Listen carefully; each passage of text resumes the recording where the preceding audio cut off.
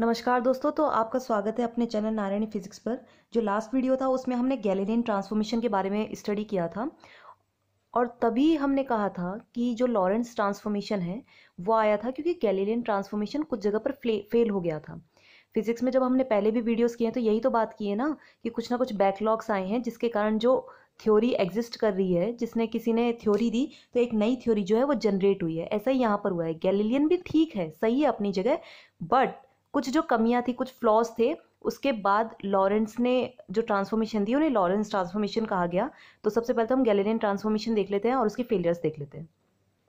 तो हमने क्या देखा था, गैलीलियन ट्रांसफॉर्मेशन का फॉर्म क्या था, R dash equals to R minus we T. अभी जो आर डैश है वो तो एस डैश फ्रेम का पोजीशन वेक्टर था और ये जो आर था वो एस फ्रेम में पोजीशन वेक्टर था। स्मॉल वी वेलोसिटी से एस डैश फ्रेम मूव कर रहा था एक्स डायरेक्शन में, ओके, और टी टाइम है। अब इसे 3 डायमेंशन में कैसे लिख सकते हैं, तो 3 डायमेंशन में हमने इस तरह से रिप्रेजेंट किया, स्मॉल एक्स स्मॉल वाई और स्मॉल जेड से हम डायरेक्शंस को रिप्रेजेंट करें, कोऑर्डिनेट्स को। ओके, तो आप देखिए, आप ये बोलेंगे कि R dash equals to R minus we T का जो फॉर्म है वो मैंने एक्स में अप्लाई किया है। क्यों किया है, क्योंकि जो हमारा फ्रेम था ना, तो जो एस डैश फ्रेम था वो स्मॉल वी वेलोसिटी से एक्स डायरेक्शन में मूव कर रहा था, तो जो चेंज होगा ना वो एक्स डायरेक्शन में ही होगा। बाकी जो वाई जेड डायरेक्शन है ना, इनमें कोई चेंज नहीं होगा, ये कोऑर्डिनेट्स इक्वल होंगे और जो टाइम होगा ना वो तो वही होगा, क्योंकि ये जो गैलीलियन ट्रांसफॉर्मेशन है इसमें टाइम जो है वो दोनों के लिए इक्वल होता है, एस फ्रेम में और एस डैश फ्रेम में। दोनों ऑब्जर्वर सेम टाइम नोटिस कर रहे हैं और क्या है, न्यूटन्स लॉ वैलिड है। अब आप देखिए, जो एस डैश फ्रेम है वो वी स्मॉल वी वेलोसिटी से पॉजिटिव एक्स डायरेक्शन में मूव कर रहा है, पॉजिटिव साइड पे जा रहा है, वैल्यू बढ़ रही है। तो एक तरह से मैं क्या बोल सकती हूँ, अगर ये बोलना चाहूँ कि ये फ्रेम स्टेबल है और इसमें बैठा किस वेलोसिटी से चल रहा है, माइनस वी वेलोसिटी से चलेगा नेगेटिव डायरेक्शन में। अगर ये वाला ऑब्जर्वर खुद को स्टेबल मान ले कि मैं तो मूव कर रहा नहीं हूं, जैसे हुआ ऐसा कि आप इस ट्रेन में बैठे, इसे ट्रेन मानिए, ठीक है, और ये ट्रेन मूव कर रही है, लेकिन आप बोलेंगे कि मैं तो इसमें स्टेबल बैठा हूं और ये जो दूसरी ट्रेन खड़ी है तो ये अपोजिट साइड में जा रही है नेगेटिव डायरेक्शन में, मतलब ये पीछे जा रही है। तो कहने का मतलब यही है कि ये जो फ्रेम है ना ये पीछे जा रहा है इसके हिसाब से।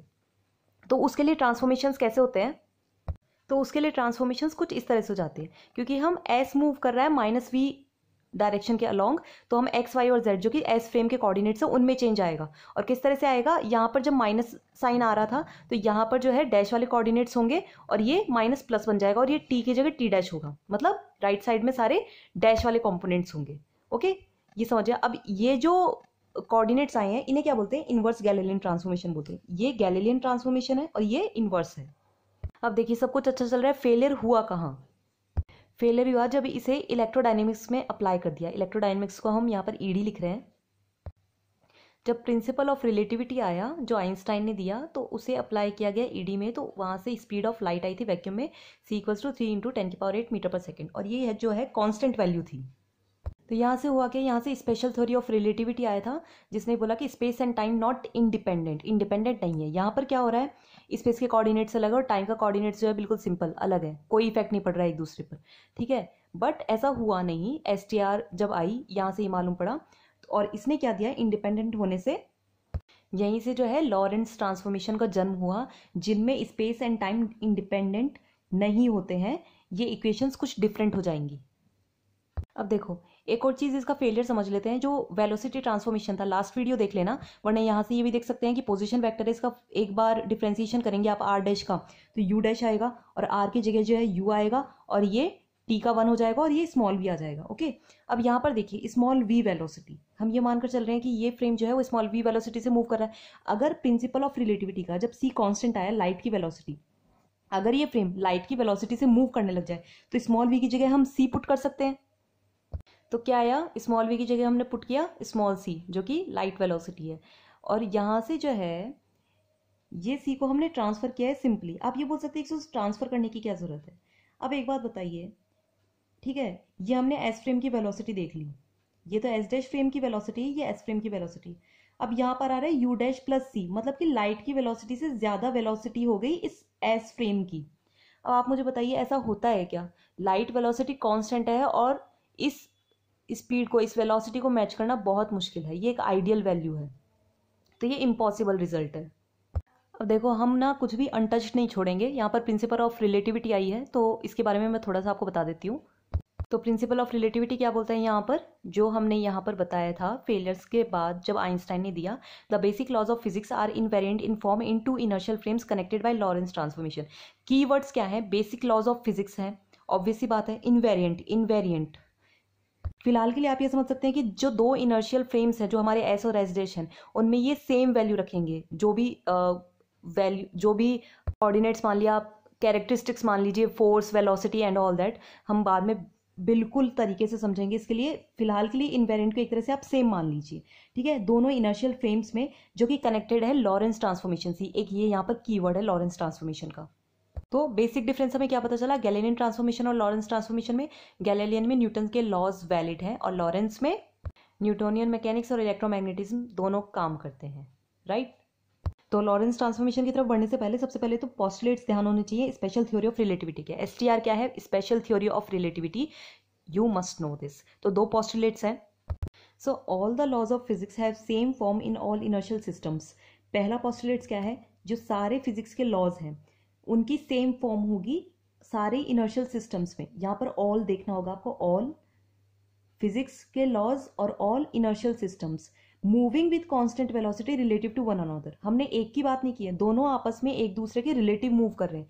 अगर एस डैश फ्रेम के मुकाबले वी वेलोसिटी से पॉजिटिव डायरेक्शन में मूव कर रहा था, तो जो एस फ्रेम है वो नेगेटिव डायरेक्शन में मूव कर रहा है एस डैश के हिसाब से। आप किसी ट्रेन में पॉजिटिव डायरेक्शन में जा रहे हैं तो कोई दूसरा आपको देखेगा तो वो ये बोलेगा आप पॉजिटिव डायरेक्शन में जा रहे हैं, लेकिन अगर आप खुद के हिसाब से बताएं तो आप ये बोलेंगे कि वो पीछे जा रहा है, वो नेगेटिव डायरेक्शन में जा रहा है। तो ये रिलेटिव टू वन अनदर वाली बात हो गई। अब ये बेसिकली जो रिलेटिव वर्ड है ना, इसने सारा कमाल कर दिया। ये एक जस्ट प्रिंसिपल है रिलेटिविटी का। अब सेकेंड पोस्टुलेट क्या है, speed of light is constant in vacuum in every inertial system. Every inertial system का मतलब है इस अर्थ पर, अर्थ के बाहर भी कहीं आप चल जाओ, आप कहीं पर भी हो, स्पीड ऑफ लाइट जो कि c है 3 × 10⁸ मीटर पर सेकेंड, वो कांस्टेंट है वैक्यूम में। वैक्यूम मतलब जहां पर हवा नहीं है, ऑलराइट। तो आप बोलेंगे कि मुझे कैसे पता, भाई ये मुझे ना पता है ना किसी और को पता है, ये एक्सपेरिमेंटल फैक्ट है। ओके, तो ये एक्सपेरिमेंटल फैक्ट है तो बात करने का सवाल ही नहीं होता, क्वेश्चन उठाने का सवाल नहीं उठता है। ओके, तो लॉरेंस ट्रांसफॉर्मेशन में सबसे पहले तो एस फ्रेम मैंने बनाया है, यहाँ पर एक्स वाई और जेड डायरेक्शन है, और यहाँ पर ओ पर क्या रखा है, लाइट सोर्स रखा है। तो प्रिंसिपल ऑफ रिलेटिविटी आया तो लाइट की बात हुई, तो लाइट सोर्स रख दिया हमने यहाँ ओ पर। ये जो है ये एस डैश फ्रेम है जो कि वी वेलोसिटी से मूव कर रहा है एक्स डायरेक्शन में। यहाँ पर कोई पॉइंट पी पार्टिकल है, ठीक है, इसके कोऑर्डिनेट्स लिखने हैं अगर एस डैश फ्रेम में, तो वो क्या होंगे, ओ डैश से पी की दूरी के हिसाब से इस पी के कोऑर्डिनेट्स क्या होंगे, इस फ्रेम में डैश फॉर्म में होंगे सारे। और यहाँ से इसके ऊपर लाइट पड़ी तो इसके कोऑर्डिनेट्स क्या होंगे, इस फ्रेम के हिसाब से, जो एस फ्रेम है ना इसके होंगे बिना डैश वाले। अब इतनी बात क्लियर हो गई है, ठीक है। अब ओ और ओ डैश ये तो बाद में दूर हुए, मैंने अलग अलग बनाए हैं, लेकिन एक टाइम तो ऐसा था ना जब ये दोनों एक ही जगह थे, और वो टाइम कौन सा था, वो जीरो टाइम था, जब ये फ्रेम भी बिल्कुल इसके बराबर था। मतलब आप और आपका दोस्त एक ही जगह थे, दोनों एक साथ खड़े थे, वो टाइम कौन सा था, जब दोनों का टाइम इक्वल था, जीरो था, ठीक है, तब ओ और ओ डैश कोइंसाइड कर रहे थे, दोनों दोस्त साथ में खड़े थे। फ्रेम एस की बात कर लेते हैं। टाइम जो है मेजर किया लाइट, ये जो लाइट सोर्स है इसने कितना टाइम लिया, ठीक है, इस डिस्टेंस तक पहुंचने में, पी तक पहुंचने में कितना टाइम इसने लिया है, ये टाइम हमें मेजर करना है, ठीक है। तो टाइम कैसे मेजर करते हैं, टाइम का फॉर्मूला क्या होता है, डिस्टेंस अपॉन वेलोसिटी, और डिस्टेंस क्या है, डिस्टेंस है ओ से पी तक की, तो वो होगी ओ पी, और वेलोसिटी क्या है, क्योंकि लाइट सोर्स है तो वेलोसिटी ऑब्वियसली सी होगी। अब ओ पी क्या होता है, क्योंकि ओ और पी यहाँ के कोऑर्डिनेट्स क्या हैं, यहाँ के कोऑर्डिनेट्स हैं 0 0 0 0, ओके। तो 0 और एक्स वाई और जेड, तो कैसे बनता है फॉर्मूला, ऐसे ही तो होता है, x square plus Y square plus Z square, okay, और उसका रूट आ जाता है अगर ओपी की फॉर्म में, ओपी स्क्वायर होता तो स्क्वायर आते अपॉन सी। अब आप बोलेंगे टाइम नहीं लिया, भाई ओपी स्पेस की बात हो रही है, टाइम की नहीं हो रही है, दूरी है ये। सिंपली क्या है, सी को टी के पास ला रही हूं, ओके। सिंपली क्या किया, इस रूट को हटाने के लिए दोनों साइड में स्क्वायर कर दिया, तो यहाँ पर तो स्क्वायर फॉर्म में बन गई और यहाँ पर रूट हट के ये अंदर वाली फॉर्म आ गई। अब फ्रेम एस की बात कर ली, फ्रेम एस डैश की बात करेंगे, सेकंड फ्रेम की भी तो बात होनी चाहिए ना। तो time required by light, okay, light velocity का ये जो टाइम होगा डिस्टेंस ट्रैवल करने में, ओ डैश पी वाली डिस्टेंस ट्रैवल करने में। उससे पहले तो आप ये देखिए लाइट जो है यहाँ पर, अब आप बोलेंगे इसकी वेलोसिटी क्या होगी, भाई इसकी भी सेम वेलोसिटी होगी स्मॉल सी। कहाँ से, जो सेकंड पोस्टुलेट हमने पढ़ा था कि सारे इनर्शियल सिस्टम्स में लाइट की वेलोसिटी क्या होगी, सेम होगी, स्मॉल सी। अब देखो ओ डैश पी, ये वाली दूरी तय करने के लिए कितना टाइम लग रहा है, ये हम बात करें। अब टाइम का फॉर्मूला वही डिस्टेंस अपॉन वेलोसिटी था। यहाँ पर डिस्टेंस कौन सी है, ओ डैश पी वाली, एस डैश फ्रेम की ये वाली डिस्टेंस ही तो होगी। अब इतना दूरी थोड़ा ना चलेगा, इतना ही तो दूरी चल रहा है अगला, तो ओ डैश पी, और वेलोसिटी क्या है, क्योंकि लाइट सोर्स है, same velocity O dash P upon C. अब आप बोलेंगे ओ डैश पी क्या होगा, भाई वही होगा, ये 0 0 0 कोऑर्डिनेट्स है और ये एक्स डैश वाई डैश और जेड डैश है। तो सेम तरीके से दूरी का किस तरह से मेजर करते हैं, मैथमेटिक्स अप्लाई कीजिए। सिंपली क्या किया है, सी को टी डैश के पास लेकर गए हैं जैसे ऊपर किया था, बस एक स्टेप मैंने कम कर दिया यहाँ पर, और फिर बाद में दोनों साइड में रूट का स्क्वायर कर दिया, तो यहाँ से तो रूट हट गया और ये सी स्क्वायर और टी डैश स्क्वायर हो गया। इस इक्वेशन को नाम दिया मैंने नंबर 1 और इस इक्वेशन को नाम दिया है नंबर 2। अब देखो अकॉर्डिंग टू गैलीलियन क्या था, एक्स डायरेक्शन में मूव कर रहा है तो सिर्फ एक्स कोऑर्डिनेट चेंज हुआ था, x minus we t, y dash equals to y था और बाकी सब सेम थे। आप बोलेंगे कि लॉरेंस में गैलीलियन का क्या काम आ गया, भाई ये बताना भी तो पड़ेगा ना कि किस तरह से क्या फेल हो रहा है। पहले तो थियोरेटिकली मैंने आपको बता दिया, बट मैथमेटिकली भी तो बताना पड़ेगा ना गैलीलियन किस तरह से फेल हो रहा है। ये दोनों इक्वेशंस जो हैं वो इक्वल होनी चाहिए, तो उसके लिए मैं क्या करूँगी, एक्स डैश वाई डैश और ये जेड डैश और टी डैश, इसकी वैल्यू इसमें पुट करूँगी ताकि ये इक्वेशन इसके इक्वल आ जाए। अब इक्वल नहीं आती है तभी तो मालूम पड़ा गैलीलियन फेल हो गया। तो जल्दी से पुट कर दो इन वैल्यूज को इक्वेशन नंबर 2 में, डैश में। तो एक्स डैश स्क्वायर है तो क्या हो जाएगा, एक्स माइनस वी टी का होल स्क्वायर और प्लस वाई डैश का स्क्वायर, तो क्या हो जाएगा वाई स्क्वायर, और जेड डैश की जगह z square, z dash equals to z है ना, और ये राइट हैंड साइड में सी स्क्वायर तो एज इट इज आएगा और टी डैश की जगह टी रखा तो क्या हो गया टी स्क्वायर। अब इसको ओपन करना है, x square a minus b का होल स्क्वायर के फॉर्मूला से x square plus v square t square minus 2x v t plus Y square plus Z square equals to c square t square. अब आप मुझे बताओ ये equation number 1 के equal आ रहा है क्या, ओके ये देखो x square plus Y square plus Z square, ये आ गया x square plus Y square plus Z square, फिर minus c square t square, इसको इधर लिया एक तरह से, ओके, और ये एक्स्ट्रा टर्म आ गई भाई। अब क्या होगा, ये तो हमारे पास एक्स्ट्रा टर्म आ गई, तो ये इक्वेशन नंबर 1 के इक्वल नहीं है, और क्योंकि ये वाली टर्म एक्स्ट्रा आ गई इसे एक बार के लिए इक्वेशन नंबर 3 नाम दे देते हैं। तो क्या कंक्लूजन निकला कि भाई एक फ्रेम में इक्वेशन कुछ और थी, दूसरे फ्रेम में इक्वेशन कुछ और हो गई है गैलीलियन के हिसाब से, तो गैलीलियन ट्रांसफॉर्मेशन फेल हो चुका है। और एक और बात क्या है कि टी और टी डैश ये भी इक्वल नहीं है, ठीक है। कैसे नहीं है, आप बोलेंगे कैसे नहीं है भाई, टी डैश क्या था, ओ डैश पी अपॉन सी है ना, और टी क्या था, ओ पी अपॉन सी, तो ये भी इक्वल नहीं है, ये वैल्यूज ही इक्वल नहीं है, ये इक्वेशन से इक्वल नहीं है। तो इनमें से रख के तो हमने इक्वेशन बनाई थी ना टी डैश को ओ डैश पी अपॉन सी, तो यही इक्वल नहीं आ रही है एंड में, तो टी डैश टी और टी डैश भी कहाँ से इक्वल होगी, और गैलीलियन क्या मान रहा था, टी और टी डैश भी इक्वल है। अब आप बोलेंगे कि गैलीलियन तो फेल हो गया तो उसकी तो बात ही खत्म कर देते हैं, बट फिजिक्स में ऐसा नहीं होता है, कुछ फेल हुआ तो वो कहीं ना कहीं तो यूज़ का था, बट अपग्रेड हो गए हैं हम, लॉरेंस पे अपग्रेड हुए हैं। तो सेकंड पोस्टुलेट पे क्या बोल रहा था, एसटीआर का, स्पेशल थ्योरी ऑफ रिलेटिविटी का, कि सी कांस्टेंट होता है सारे फ्रेम्स में, जो लाइट की वेलोसिटी है वो कांस्टेंट है, so there should exist some transformation which reduces to Galilean. अब लॉरेंस में एक ऐसी कंडीशन होनी चाहिए कि वो गैलीलियन में कन्वर्ट हो जाए, ओके। पहले वाले वीडियोस में भी आप देखना हमने फिजिक्स में यही बात की थी, कोई भी थ्योरी फेल नहीं होती है, ये अपग्रेड हुई है लॉरेंस की तो कहीं ना कहीं ये गैलीलियन में जाएगी, और वो कंडीशन कौन सी होगी, जब v upon C tends to 0, और v upon C tends to 0 कैसे होगा, आप खुद देखिए, c लाइट वेलोसिटी सबसे मैक्सिमम वेलोसिटी होती है, ये आइडियल वैल्यू है, इसको कोई वेलोसिटी मैच नहीं कर सकती है। तो जब v की वैल्यू बहुत कम होगी c से, और c, या फिर ये कहें कि c की वैल्यू बहुत ज्यादा है v से, तो ये 0 नहीं हो जाएगा क्योंकि c की वैल्यू बहुत ज्यादा है, नीचे वाली टर्म बहुत ज्यादा है, तो डेनोमिनेटर जो है वो बड़ा होगा तो इसे 0 कर देगा ऑलमोस्ट। तो जो लॉरेंस ट्रांसफॉर्मेशन की इक्वेशंस होंगी वो गैलीलियन में कन्वर्ट हो जाएगी। अब आगे चलते हैं, अब इक्वेशन नंबर 1 और 3 को कंपेयर करो, ठीक है, 1 और 3 को कंपेयर करो। जो एक्स्ट्रा टर्म आ रही है 2xvt plus v square t square. अब इसमें देखो कंबाइंडली क्या है, कौन से कोऑर्डिनेट्स है, x है और t है, y और z नहीं आ रहे ना इस एक्स्ट्रा टर्म में। तो क्या कंक्लूजन निकलता है फर्स्ट से और थर्ड से। ओके तो एक्स्ट्रा टर्म क्या इंडिकेट कर रही है कि ट्रांसफॉर्मेशन की जो नीड है वो है एक्स में और टी में, वाई डैश तो वाई के इक्वल है और जेड डैश जेड के इक्वल है, ये अग्री होती है बात, इनमें कोई चेंज नहीं होगा लॉरेंस के लिए भी।